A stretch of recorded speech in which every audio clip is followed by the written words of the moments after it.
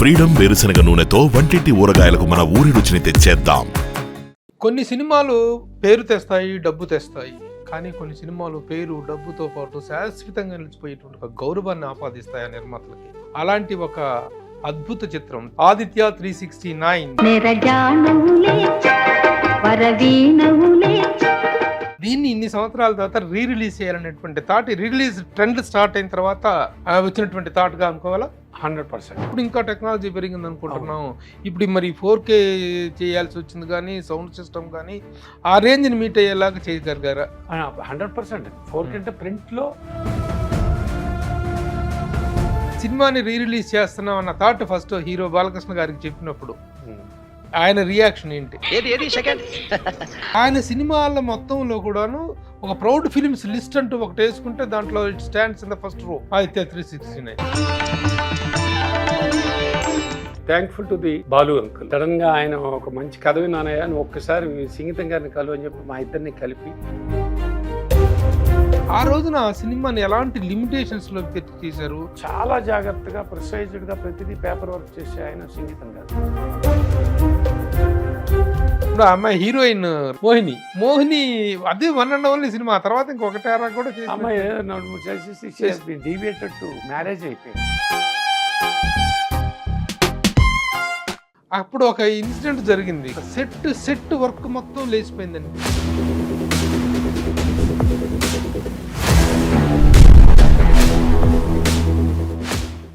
Hi, hello, నమస్తే and welcome to my show from the bottom of the heart in Suman TV, the India's largest digital media platform. కొన్ని సినిమాలు పేరు తెస్తాయి, డబ్బు తెస్తాయి. కానీ కొన్ని సినిమాలు పేరు, డబ్బుతో పాటు శాశ్వతంగా నిలిచిపోయేటువంటి ఒక గౌరవాన్ని ఆపాదిస్తాయి ఆ నిర్మాతలకి. అలాంటి ఒక అద్భుత చిత్రం, చారిత్రాత్మకతను, సైన్స్ ఫిక్షన్ని ఫిక్స్ చేస్తూ వచ్చినవి భారతదేశ చలనచిత్ర చరిత్రలో గుర్తుపెట్టుకోవాలి. భారతదేశ చలనచిత్ర, ఎందుకంటే ఇండియాస్ ఫస్ట్ సైంటిఫికల్ టైం ట్రావెల్ ఫిలింగా సంచలన విజయాన్ని సాధించినటువంటి ఆ చిత్రం ఏమిటో మీకు ఏంటో అర్థమై ఉంటుంది. ఆదిత్య 369 1991 జూలై 18న రిలీజ్ అయినటువంటి ఈ సినిమా ఈ రోజున రిలీజ్కి ఒక్కసారి కనుక ఇప్పటి నిర్మాణ ప్రమాణాలతో చూసుకున్నట్టయితే ఆ రోజునే ఒక పాన్ ఇండియా సినిమా కాదు, పాన్ ఇండియా వరల్డ్ సినిమాగా కూడా అద్భుత విజయాన్ని సాధించగల అవకాశాలు ఉన్నటువంటి, పేరు ఉన్నటువంటి గొప్ప సినిమాగా ఆ సినిమా సంచలన విజయాన్ని సాధించిన విషయం తెలుసు. ఆ సినిమాకు సంబంధించిన ప్రతి అంశము ఒక ప్రత్యేకమే. దానికి సంబంధించిన ప్రతి విషయంలో కూడా దానికి నిర్మాతలు కానీ, దర్శకులు కానీ, హీరో కానీ, హీరోయిన్ కానీ, టెక్నీషియన్స్ అందరికీ కూడా ఒక స్పెషల్ రెస్పెక్ట్ తెచ్చినటువంటి ఆ సినిమా ఇన్ని సంవత్సరాల తర్వాత మరలా రిలీజ్గా రాబోతోంది. నందమూరి బాలకృష్ణ గారి అభిమానులకు, శ్రీదేవి ప్రొడక్షన్స్కి కానీ, డైరెక్టర్ సంగీతం శ్రీనివాసరావు గారు కానీ, వీళ్ళందరికీ కూడా ఒక గొప్ప అనుభూతిని మిగిల్చిన ఆ సినిమా రిలీజ్ వివరాలను, విశేషాలను నిర్మాత శివలంక కృష్ణప్రసాద్ గారిని అడిగి తెలుసుకుందాం. కృష్ణప్రసాద్ గారు, వెల్కమ్ సార్. చాలా చాలా థ్రిల్లింగ్ ఫిలిం ఆ రోజుల్లో చూసినప్పుడు ఆదిత్య 369 ఎప్పటికీ it was an ever green film.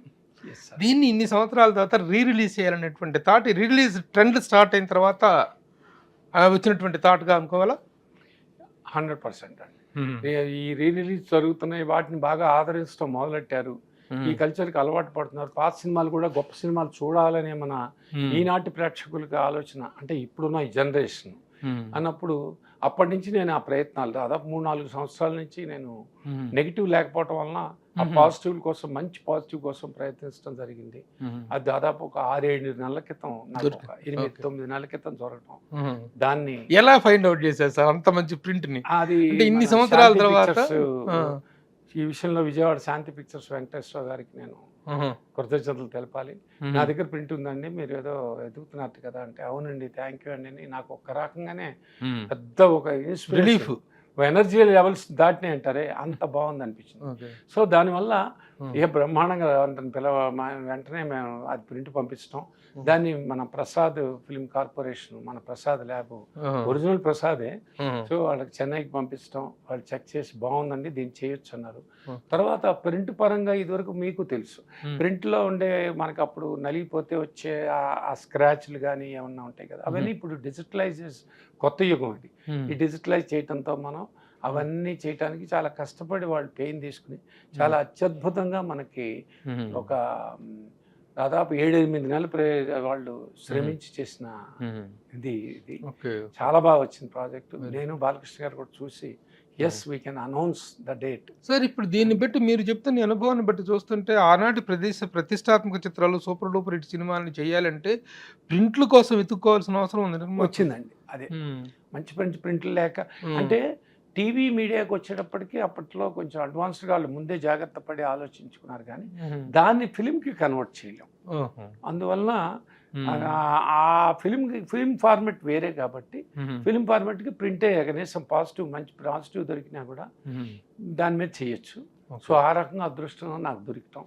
అంటే ఇప్పుడు ఆదిత్య 316 ఆ రోజుల్లోనే ఒక సైంటిఫికల్గా కానీ కథాపరంగా స్క్రిప్ట్ పరంగా టెక్నాలజీ పరంగా కూడా కొత్త thought, most advanced film sets విషయంలో కానీ టెక్నాలజీ విషయంలో కానీ క్రియేషన్ విషయంలో కానీ ఒక హిస్టరీలో నుంచి సోషల్ ఫిలింలో నుంచి హిస్టరీకి వెళ్ళటం, హిస్టరీలో నుంచి సైన్స్ ఫిక్షన్లోకి వెళ్ళటం ఒక అద్భుతమైన ఫీట్ అది ఆ రోజుల్లోనే.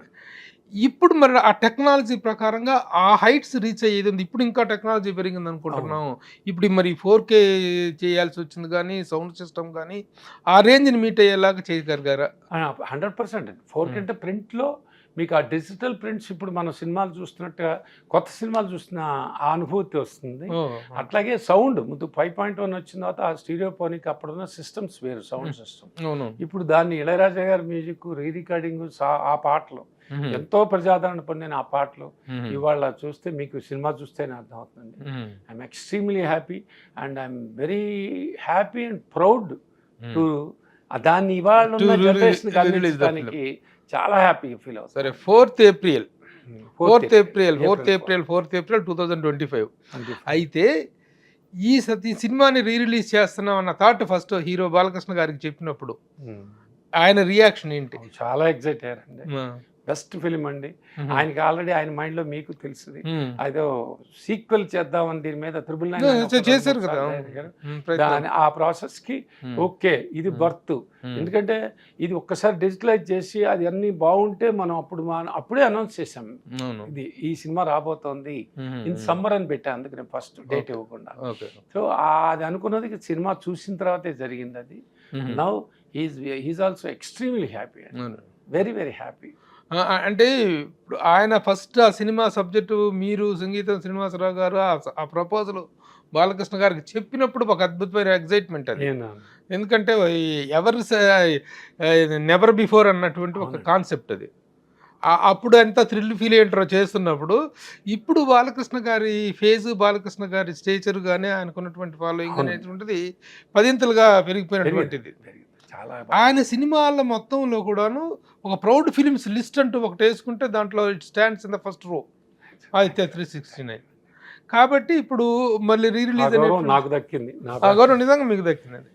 నోబడి, ఎందుకంటే దీన్ని ఆ రోజుల్లో దాన్ని అంత సాహసోపేతంగా చేయటం అనేటువంటిది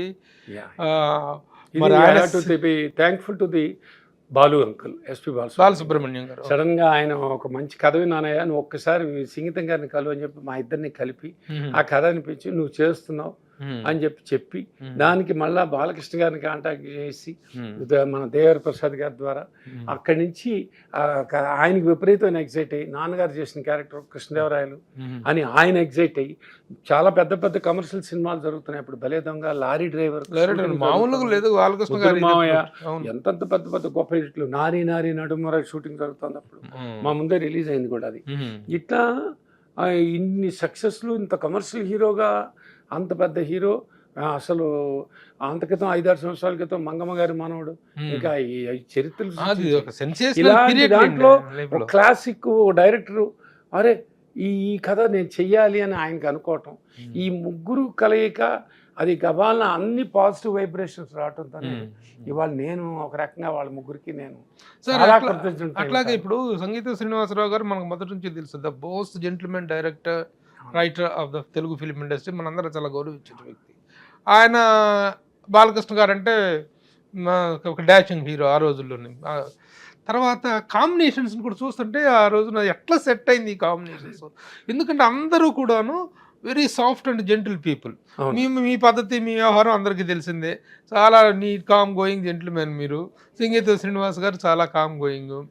అలాగే ఇళయరాజా గారి కాంబినేషన్ సెట్ అవటం అనేటువంటిది ఇట్ ఈస్ మార్వలెస్ ఆ రోజుల్లో. ఎలా జరిగింది సార్? లో ఉన్నారు అప్పుడు. ఆయన ఎలా యాక్సెప్ట్ చేయించారు? అది సంగీతం గారు ప్రపోజలే. ఆయన ఇమ్మీడియట్ గా ఆయన వెరీ హ్యాపీ పీరియడ్ అని ఎగ్జైట్ అయ్యి చేశారు ఆయన.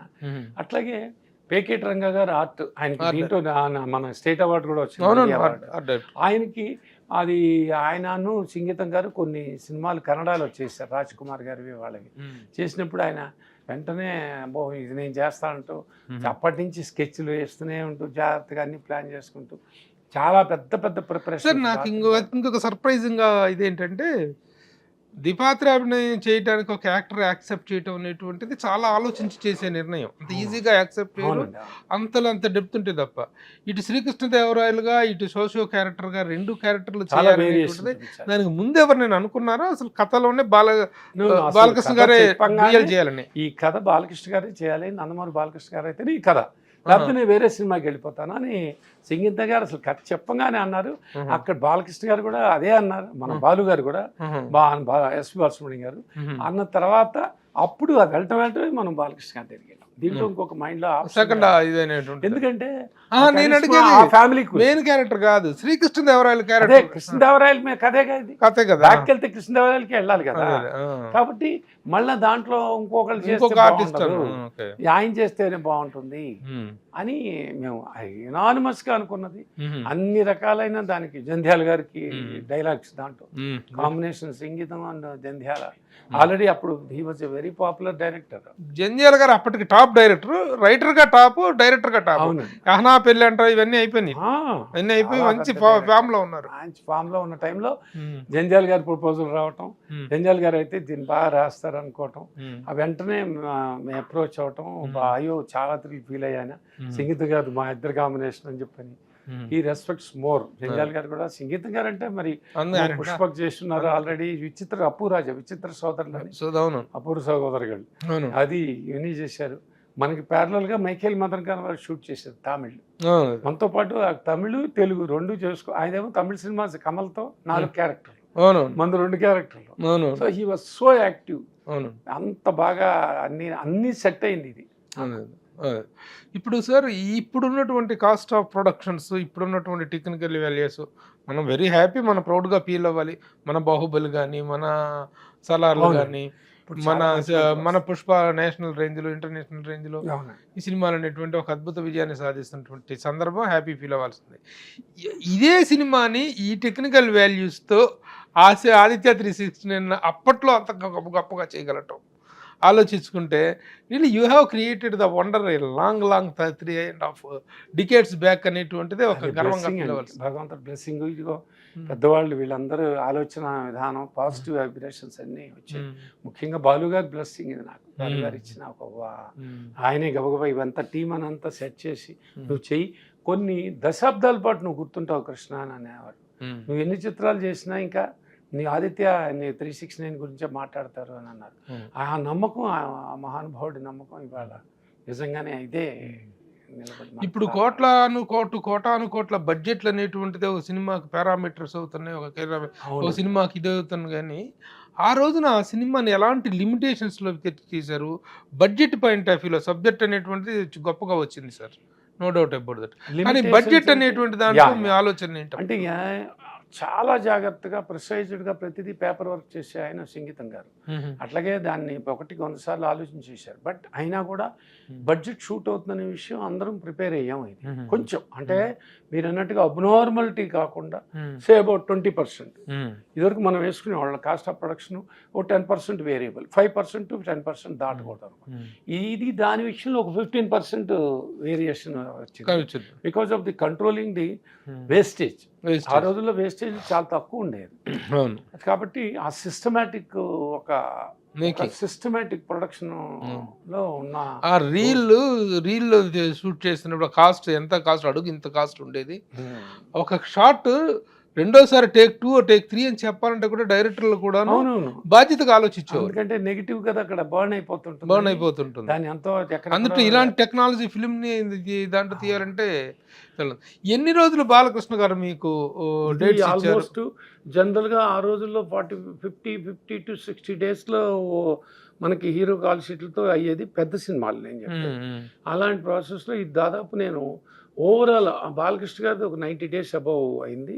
110 total shooting days, total 110 days పట్టింది.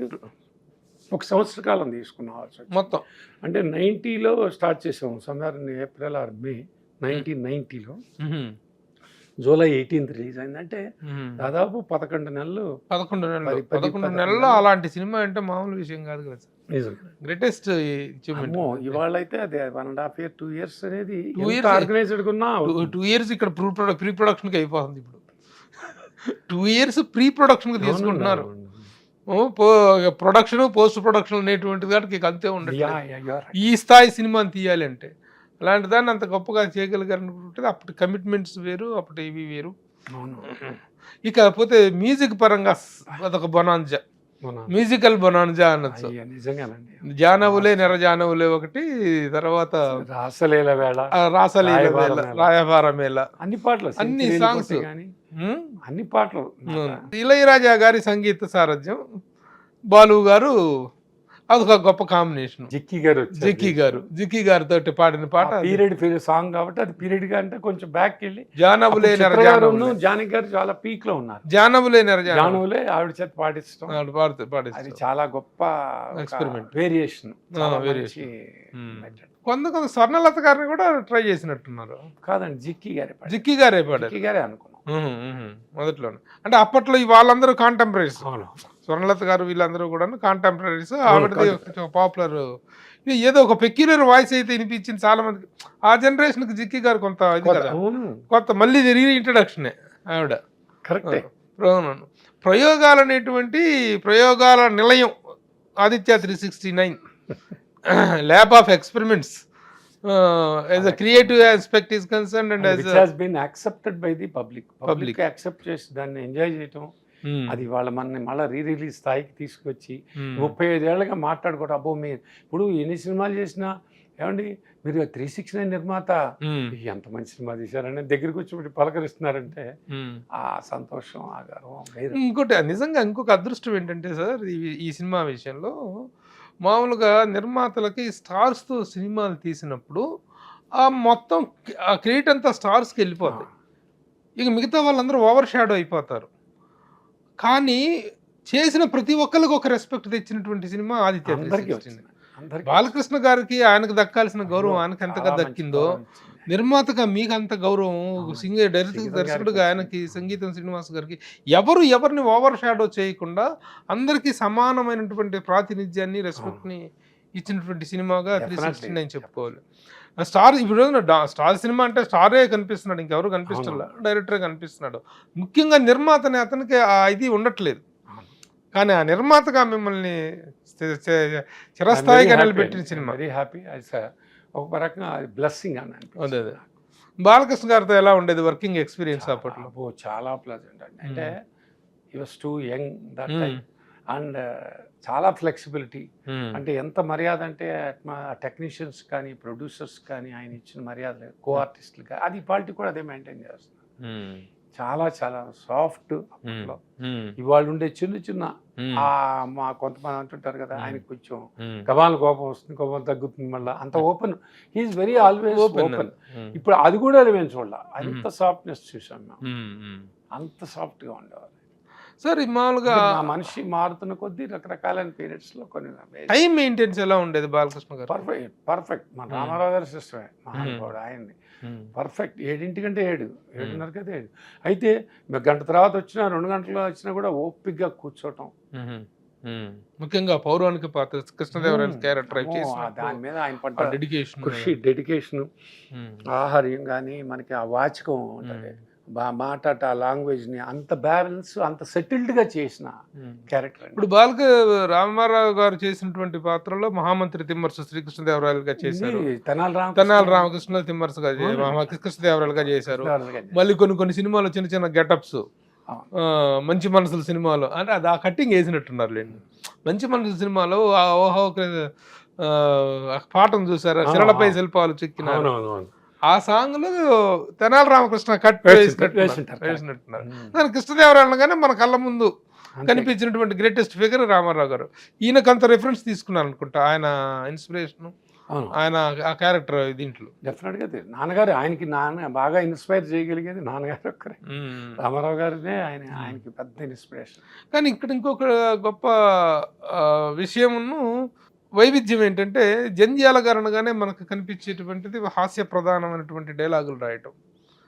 ఈ దీంట్లో మంచి ఇవైనటువంటి పౌరాణిక చారిత్రాత్మకమైన డైలాగ్స్ అవన్నీ కూడా ఉన్నాయి. అది రెండు చాలా అద్భుతమైన రేర్ బ్లెండింగ్ అది, ఆ స్క్రిప్ట్ రైటింగ్ అనేటువంటిది. ఆయన రాయగలండి.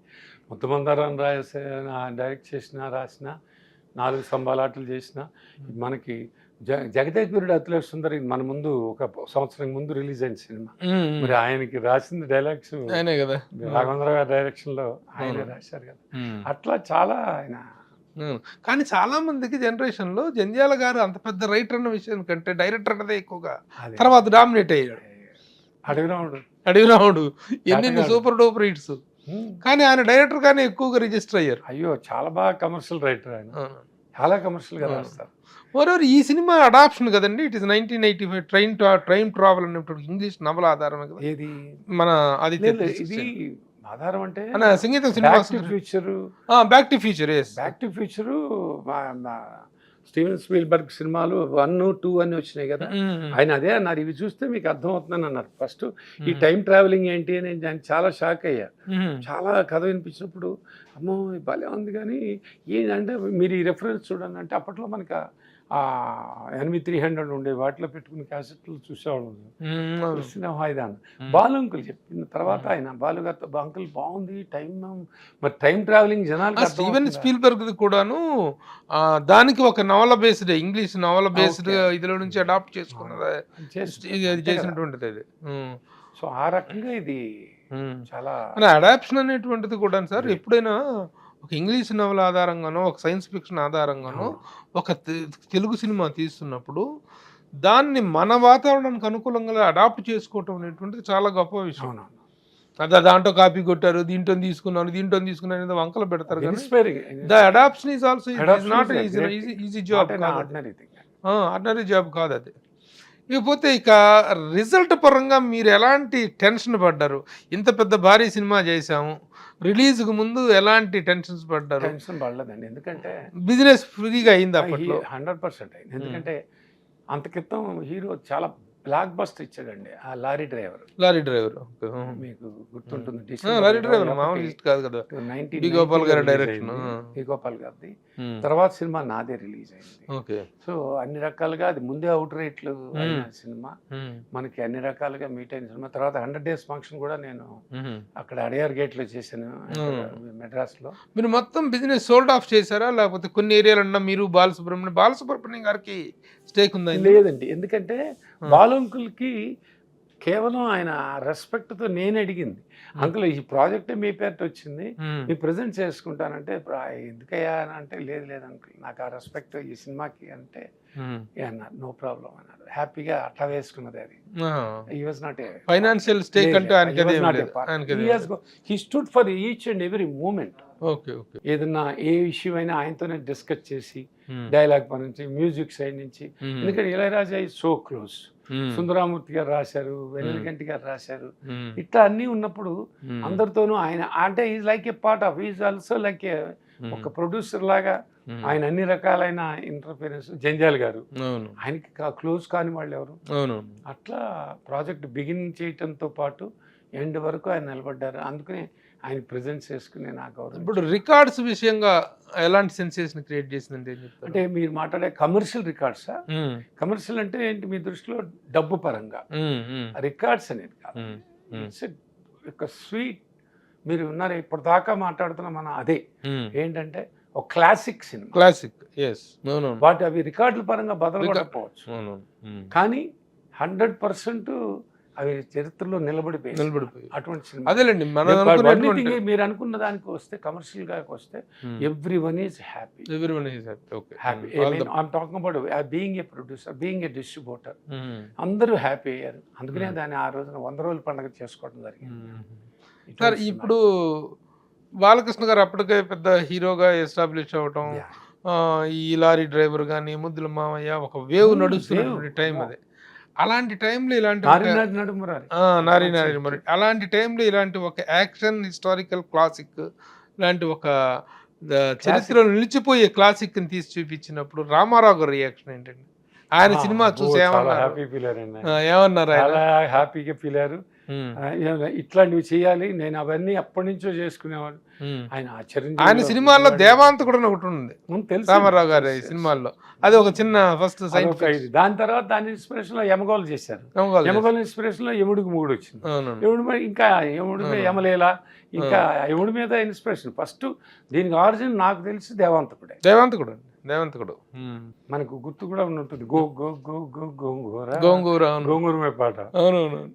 అక్కడ దేవలోకలు అందరూ గోంగూర అని చెప్పి అందరూ మీద పడి తింటుంటారు. అది that might be some of the inspiration. ఆయనకు అది ఒక గుర్తుకొచ్చింది, పైకి తీసుకెళ్ళటం అనేది ఒక ఇట్స్ లైక్ ఏ ఫ్యాంటసీ. అలాగే ఈ సినిమా అదర్ లాంగ్వేజ్ లోకి ఏమన్నా వెళ్ళిందండి? డబ్బింగ్ త్రూ డబ్బింగ్ చేశాను. అపూర్వ శక్తి 369 అని అంటే డబ్ చేశారు, డబ్ చేసి ఇచ్చేసాను, ఎవరికో ఒక అమ్మేశాం. అలాగే హిందీ పర్టికులర్ గా అమరీష్ పూరి గారు, టిను ఆనంద్ ల్యాబ్ ఆయనే కదా, he's the inventor of the convention. ఇంటం వల్ల నాకు హిందీ కూడా వెళ్తాం, సపోర్ట్ కమర్షియల్ సపోర్ట్ లో రావటం బాగా జరిగిందండి. Very happy. Very happy. ఇప్పుడు అమ్మాయి హీరోయిన్ మోహిని అది వన్ అండ్ ఓన్లీ సినిమా. తర్వాత ఇంకొకటారా కూడా అమ్మాయి డివియేటెడ్ టు మ్యారేజ్ అయిపోయింది. తర్వాత తన సెలక్షన్ ఎలా జరిగింది? ఎందుకంటే అప్పట్లో అంతా కాదు, అప్పటికి టాప్ హీరోయిన్స్ అందరూ ఉన్నారు. ఇంత పెద్ద cinema interested to act in this film also. కానీ హీరోయిన్ గా ఎవరెవరు అసలు కన్సల్ట్ చేశారు? శాంతి గారు, విజయశాంతి గారు కన్ఫర్మ్ అయింది. కానీ ఏమైందంటే విజయశాంతి గారిది రన్నింగ్ సినిమా ఏమో అప్పుడు షూటింగ్ రన్నింగ్ లో ఉన్నది లారీ డ్రైవర్. తర్వాత అంతకు ముందు భలే దొంగ అని దాంట్లో చేశారు, అప్పుడు రిలీజ్ అయిన బాలకృష్ణ గారితో. దాని తర్వాత ఇది జరిగిన తరుణంగా కంటిన్యూస్ ఏమైందంటే even we are ready, she wanted to do the film. Problem ఎక్కడ వచ్చిందంటే దాన్ని నా కంటిన్యూషన్ తల్లిదండ్రులని Prasad art pictures Subbarao PAP సుబ్బారావుకి సైన్ చేసేసారు వాళ్ళు. సో ఆయన అన్నారు, మీరు ఇంకో హీరోయిన్కి వెళ్ళండి సార్, నేను పెట్టుకుంటాను అని అన్నా. ఆయన నో నాకు అసలు బాలయ్యను శాంతి కాంబినేషన్ కావాలని అంటే, అప్పుడు దేవర ప్రసాద్ గారు హూస్ టేకింగ్ కేర్ దీస్ మరి వరుసగా సినిమాలు అయిపోతున్నాయి, ఇంకేమైనా చూడండి అన్నారు. ఈ ప్రాసెస్ లో చాలా మందిని వెతికాం మేము.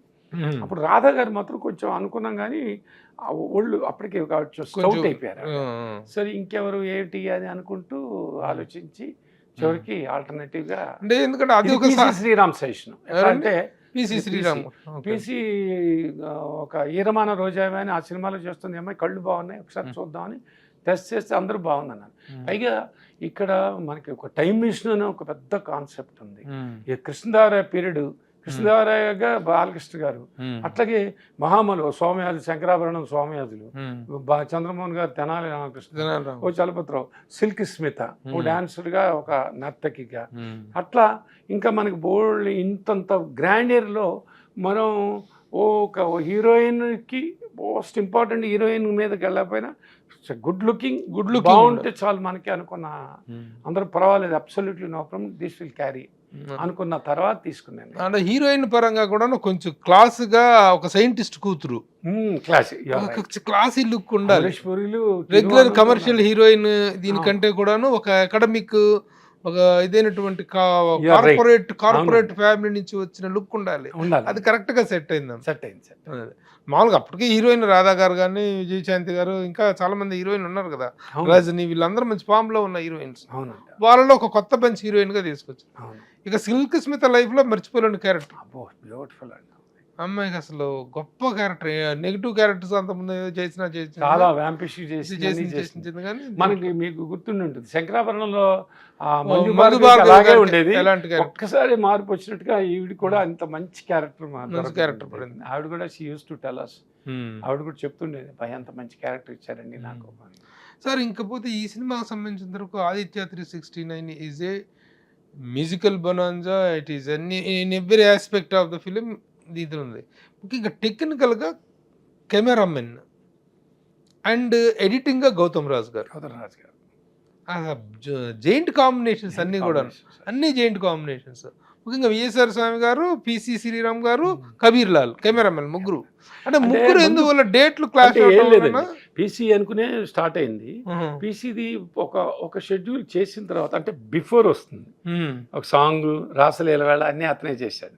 అది అయిన తర్వాత అతనికి పీరియడ్ ఫిల్మ్లో స్టార్ట్ చేద్దాం, సెటిల్ ఐటమ్ మొదలెడదాం అనుకున్న టైంకి అతనికి గాల్ బ్లాడర్లో స్టోన్స్ ఏదో కడుపునే రావటం చేయించుకుంటే కొంచెం చిన్న మైనర్ ఆపరేషన్ లాగా అన్నారు.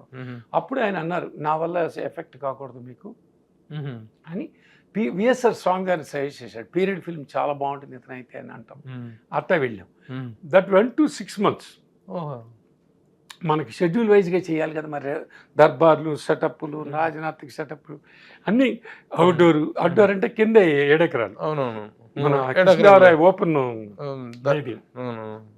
అంగళ్ళ రత్నాలు అమ్మినారట కదా అని చెప్పని అవన్నీ అట్మాస్ఫియర్ ఇవన్నీ చేసేటప్పటికి మాకు తలకోనీళ్ళు రావటం ఇవన్నీ అయ్యేటప్పటికి 6 నెలలు పట్టింది. So by that time he was locked in Mani Ratnam film. సరే అప్పుడు డైరెక్టర్ గారు తీసుకున్నాను నేను.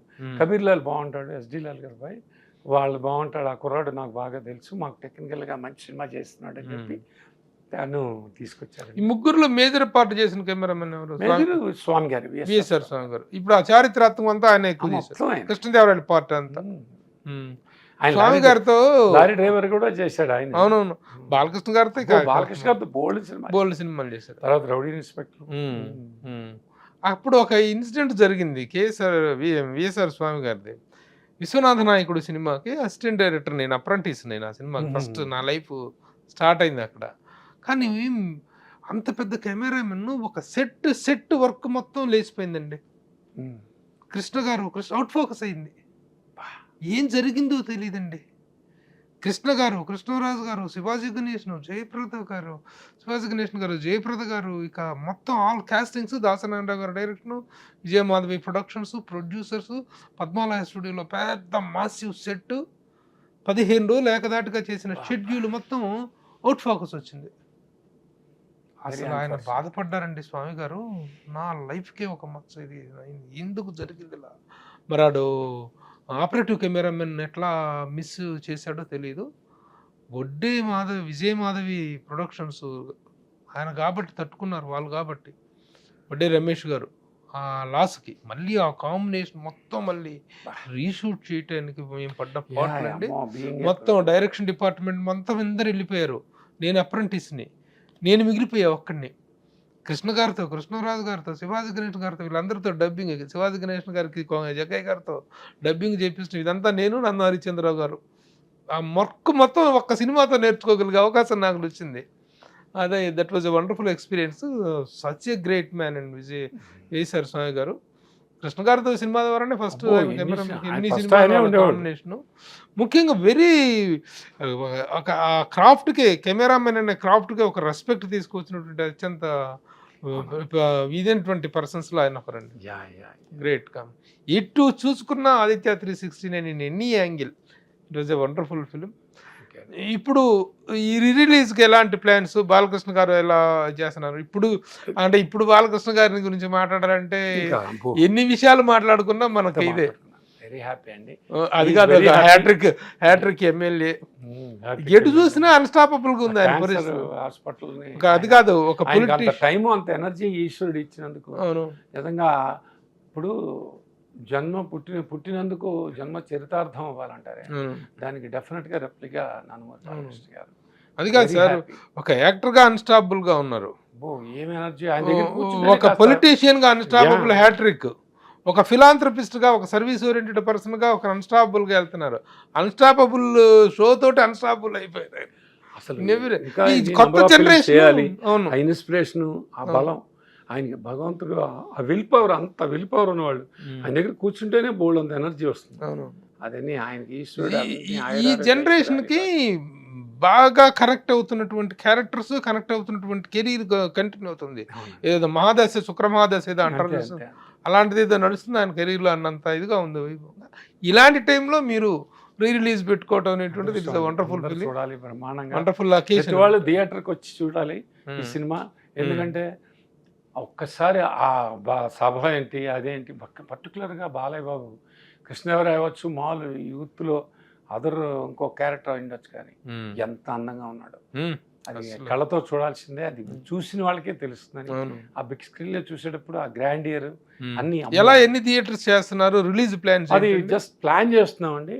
We are given the best people, like ఇప్పుడు మన సునీల్ నారాయణ గారు నైజాం చేస్తున్నారు, సీటెడ్ శోభన్ చేస్తున్నాడు, మన అన్నపూర్ణ వాళ్ళు వైజాగ్ అండ్ కృష్ణ, అట్లాగే ఎల్విఆర్ వెస్ట్, అందరూ అట్లా మన రాధాకృష్ణ ఎంటర్టైన్మెంట్. అంటే ఎన్ని థియేటర్స్ చేస్తారు సార్ మొత్తం?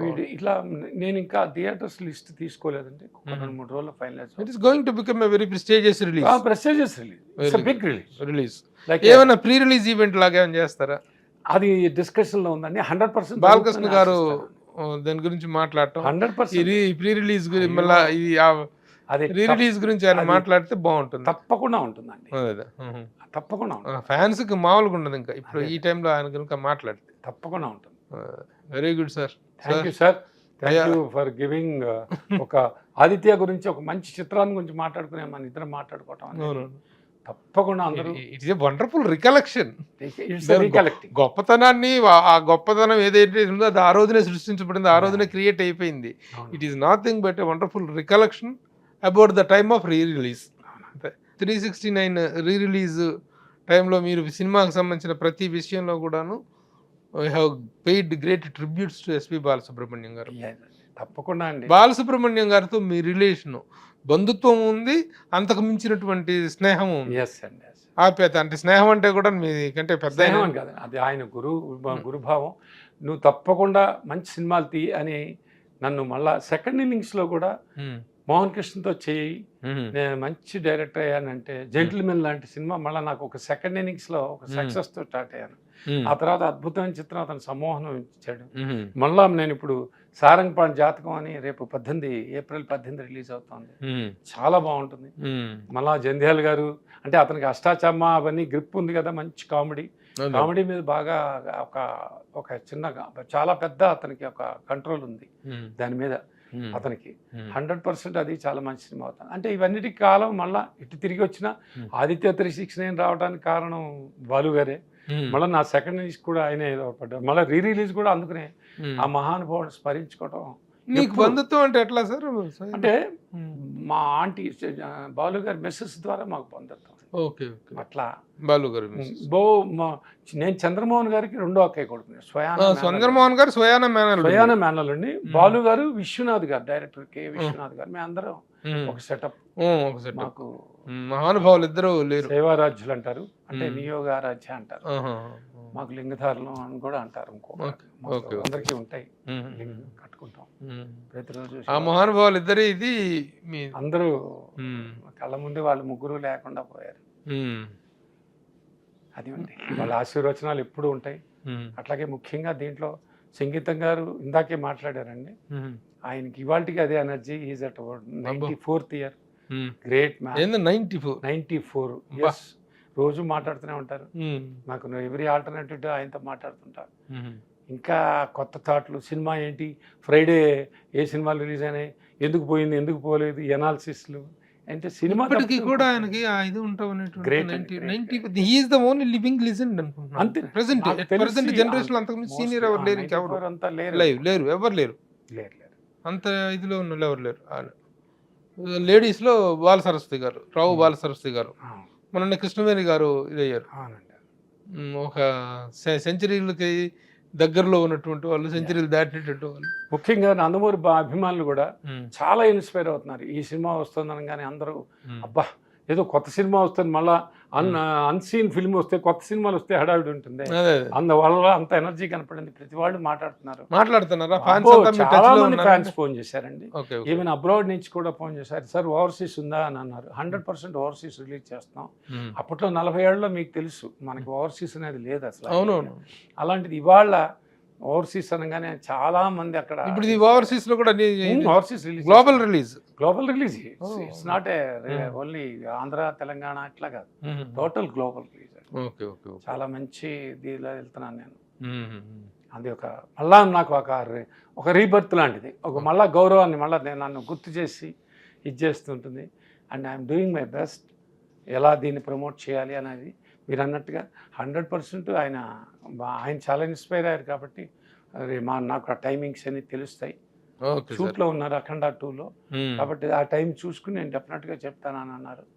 He will come forward to promote this. మీ అందరికీ నుంచుంటే చాలు, అదే ప్రమోషన్. ఇంకా దాని గురించి మీ అందరికీ, మీకు బాలకృష్ణ గారికి, సంగీతం శ్రీనివాస్ గారికి, మీ అందరికీ ఒక గొప్ప ఈ రిలీజ్ ఒక గొప్ప ఎక్స్పీరియన్స్ అయితే ద గ్రేట్ బాలు గారికి గొప్ప ట్రిబ్యూట్ గా అనుకుంటూ నిజంగా ఈ కార్యక్రమాన్ని ముగిద్దాం sir. Thank you very much for participating.